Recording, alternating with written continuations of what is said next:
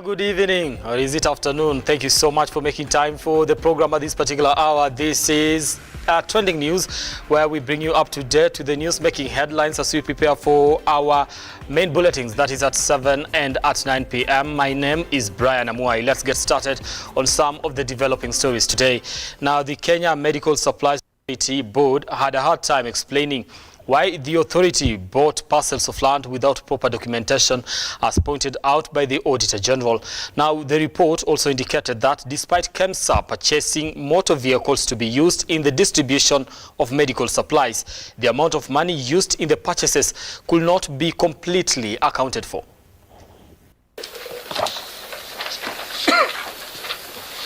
You will recognize in the report the land in Nairobi has a lease title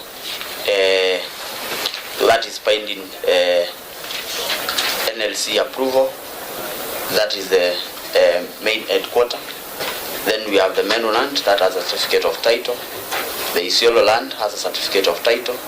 The Mombasa land is has an allotment letter. That's one of the land that we are following up for titling. Then the Embakasi Supply Chain Center. This Nairobi main headquarter land is a renewal of lease, which was granted, Chair, in the last this 1 or 2 months. The number one. Then this is the main land, which is what we purchased in Embakasi as a certificate of title. Then the green site, which is just next to that one, also a certificate. Kakamega land has a lease title. Nyeri Depot has a lease title as well. Kisumu has a lease title. As an allotment. Then Kisumu now has title, but in the name of National Treasury. I think I apologize, that is misrepresented. The allotment is mis. Now, the National Environmental Management Authority, NEMA, has issued a notice to the resident. Let me take that again. Has issued a notice to Ngong residents accused of releasing raw sewage into Kandisi River in Kajiado North. Now, NEMA Director Mark Angwenyi noted that the environment watchdog will crack the whip, which includes shutting down residential homes and factories discharging raw sewer to the river. Already, NEMA has identified raw sewer discharge hotspots areas, and they are moving in earnest to curb the vice, with environmentalists noting that the discharge of the solid waste has affected the Ololua forest. As NEMA, we want to give a stern warning to the community in Ngong Town, because this is the source of pollution, that we are going to take stern action to ensure that in the coming days we have a cleaner and better river channel.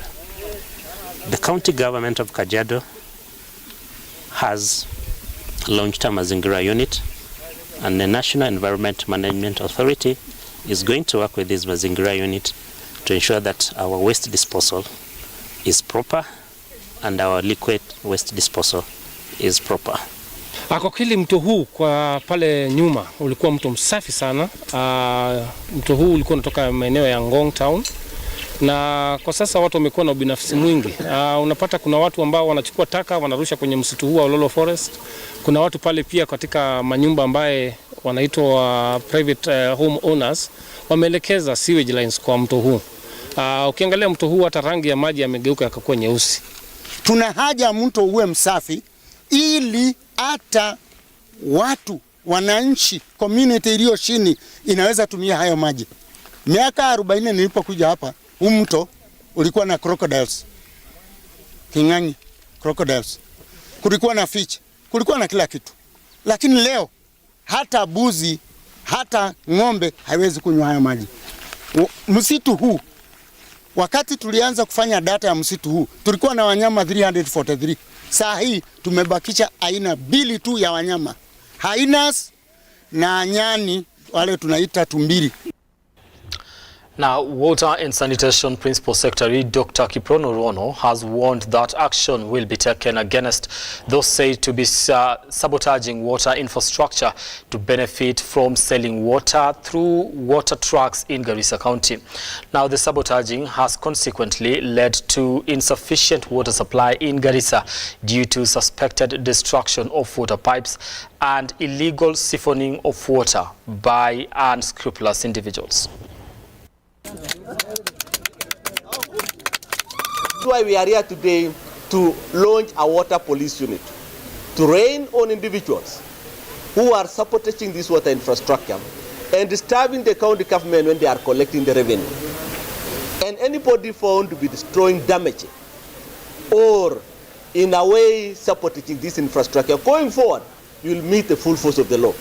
If you destroy any infrastructure so that you can siphon the water which has been treated by government using taxpayers' money, and you go and sell at an extra cost to make profit, that should come to an end. We are happy that he's come, and I must say that probably he is the first sitting PS in water to be visiting us this morning. I'm sure you'll hear from him that he's come with some good ideas, good intentions. We have had a good discussion with him, and we've agreed as two levels of government to be working together, county and national government, so that we can ease the problem of waters for Garissa residents, Garissa Township residents, and also for other parts of the county.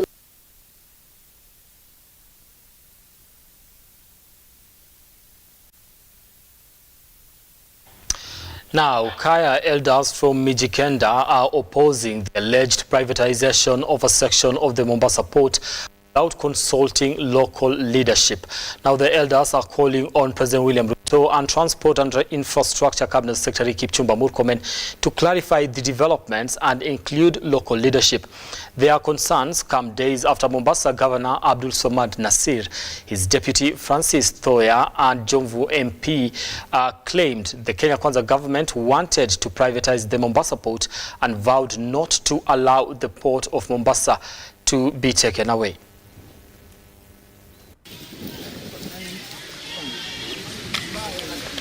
Poti hii iko chini ya ndugu yetu Abdul Somad ambaye ni gavana wetu. Sisi Mijikenda tunajivunia na yeye kwa sababu Abdul Somad ametutetea vya kutosha kulingana na hiyo kesi. Ama maneno aliyoyazungumza kututetea sisi wa pwani na hiyo poti. Kuna wengine ambao labda kuna kibili Masai ambacho wao wenyewe wanajuana. Lakini sisi kitu muhimu ni kwamba gavana wetu tumuunge mkono Abdul Somad ahusishwe katika vile vikundi ambavyo vinazungumza vya serikali ama vinginevyo. Gavana wetu wa Mombasa ambayo tunasema ni gavana wetu kwa sababu Mombasa ndo jimbo ndo sehemu ambayo imeshikilia pwani nzima. Yale maneno ambayo ameyatoa na tunamshukuru. Manake ametoa sauti ya kuweza kuwajulisha wapwani kuwa kuna mambo ambayo yanaendelea pale port. Basi sisi tunasema kupitia kwa mstahiki governor wa Mombasa Abdul Somad, sisi tuko nyuma yako na yale ambayo umeongea, sisi tunataka serikali waweze kutilia maanani hayo mambo. Ulimoja kama viongozi wa kijamii tunachokiomba kwa Mheshimiwa Rais, yale mambo ulifanya kule Kakamega, ile ilikuwa donda sugu, ile Mumias, lakini ukaenda kama bulldozer ukamaliza kwa siku moja. Yale mambo ulifanya kule kwa Masai ukawapatia mbuga kwa sababu uliona ni haki wapewe. Tunataka Mheshimiwa Rais, sisi ni wa Kenya kama wale wa Kenya wa Kakamega, sisi ni wa Kenya kama wale wa Masai uliwapatia. Tunataka hili uliingilie kati, uje wewe mwenyewe hapa pwani uzungumze na viongozi wetu wote, na sisi pia viongozi wa kijamii tuhusike, ili hili swala la bandari wakati linazungumziwa Now, police in Laikipia North are in hot pursuit of over 400 sheep that were stolen over the weekend by a contingent of heavily armed bandits from a ranch in Kimanjo over the weekend. Now, the livestock are said to have been stolen in a well-executed plan where they laid blocks that prevented police officers from pursuing them, after which they drove the animals towards Isiolo and Samburu counties. Now, the local community is blaming residents from neighboring counties who have invaded the border for working with the bandits. Kwa kabisa ukiangalia hii Manyata hakuna ile mbuzi imebaki, ni watoto tu ya mbuzi imebaki ikitapaka. Ukiangalia hiyo mama watoto, ile mbuzi walikuwa wanategemea kunywa maziwa imeenda yote. So ukiangalia hao hizi kitambo kidogo tulikuwa wametulia, lakini ni kama wameanza tena ile mtindo yao kuja kuiba kila wakati. So ukiangalia na hao watu si watu wachache, walikuja kama umejipanga. Kwa sababu wakati walikuja kwa hii kijiji walianza kule Kimanjo, walizingira kambi ya polisi ndio wale polisi wasitoke, na pia wamejigawa. Ile mahali watu ambao pengine wale officers walikuwa wanakuja kusaidia wamekafa hiyo area yote. So ukiangalia watu ni watu ambao walikuwa wamejipanga kuja kufagia hii mali ya hii community. Ina barabara imekuliwa na fisi, wamepika risasi. So tukaenda huko tukakuta wamegagaa mbuzi karibu mara 4, 5, 6. Sasa tukaanza sasa ku separate askari wafuate nyayo. Tukapata mbuzi 15 ikiendeshwa na watu wawili na wako na bunduki. Wakapigana na askari, tukanyang'anya hizo, wakaua mbuzi moja risasi. Tukafuata mbuzi zingine zimefuka mto pande ya Westgate. Askari na NPR wakuta hizo wakarudisha mbuzi 84. Serikali kuu pamoja na serikali ya kaunti imefanya juhudi kuhakikisha kwamba wameweza kupigana na wizi wa mifugo. Lakini iko wakora wengine ambao wamekita kambi katika maeneo haya na wanafikiria ya kwamba wamefaulu. Now, operations at the busy Naivasha sewer plant were temporarily grounded after a group of hippos that have invaded one of the ponds for the last 3 years attacked and killed one of the workers. Now, the worker was pronounced dead on arrival at Naivasha Sub-County Hospital as fellow workers were told of their fears as the number of hippos that have invaded the plant continue to rise. Hapa ndio mmoja wetu aliatakio na hipo ziko pale chini, ziko pondi ya chini. Alikuwa kufanya kazi yake ya kawaida, akirudi kwa station, hapo ndipo aliatakio na hizo hipo, ikamwangusha kwa pond ya pili pale nyuma yangu. Tukamtoa akakimbishwa hospitali, alikimbishwa mpaka Kijabe na alituacha. Na ninaona ni vile tutaendelea huko hakutakalika juu hata hakuna offense ya kuzuia wanyama kuingia huko ama watu wengine kuingia huko. Kama hiyo KWS inaweza kuja itolee hao wanyama mahali pale, wapeleke mahali sinastahili kukua. Sisikuwe sikinterfere mahali na watu. Hii inaweza kuwa mzuri sana. Kitu ya pili, kama KWS wanaweza compensate familia ya Wasira. Ni vizuri sana juu hiyo ni haki yake, juu alikuwa akifanya kazi. Alikuwa kwa kazi hiyo masaa. Na ni vibaya sana mtu akiwa kwa kazi na kuna wale wanastahili kuwa wamesasuia kifo kama hiyo ya Wasira. Juu KWS tulikuwa tumeripoti kwao kama mwaka moja iliyopita. Wakuja watuondolee, mnyama alikuwa mmoja. Wakaongezeka wakuwa wa pili.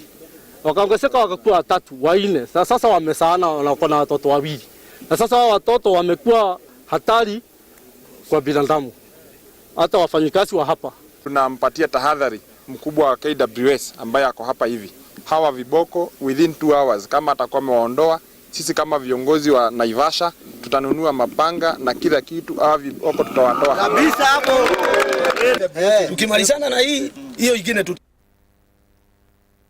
Sports. Harambee Starlets are currently playing against Cameroon's indomitable Lionesses in the second leg of the first round of the 2024 Women's Africa Cup of Nations qualifiers at the Nyayo National Stadium. Now, Starlets, who lost to Cameroon 1-0 in the first leg last week, will have to defeat the indomitable Lionesses by a 2-goal margin without reply, or 1-0 proceed to penalties and win to qualify. Right at this particular moment, they're still 0-0, waiting to see what happens, and we'll be updating you as soon as we get those particular results. Now, we've come to the end of this program at this particular hour. Trust us to bring you up to date again on our subsequent bulletins. That is at 7 p.m.